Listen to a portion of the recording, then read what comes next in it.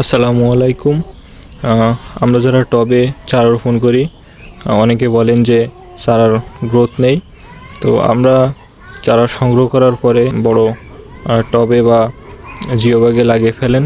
এতে করে গাছ সঠিকভাবে গ্রোথ নিতে পারে না। তো আমরা যখন চারা সংগ্রহ করব, এই ধরনের ছোট টবে আমরা চারাটা বড় করে নেব আগে। এরপরে আস্তে আস্তে আমরা ধীরে ধীরে টব পরিবর্তন করব। এতে করে আপনার চারা সুন্দর গ্রোথ নেবে,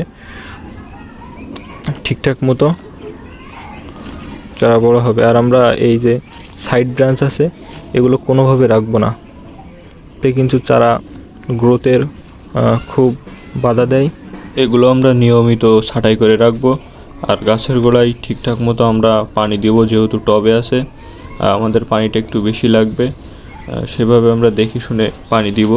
আর এখন যেহেতু গরমকাল, এজন্য পানিটা একটু বেশি লাগবে।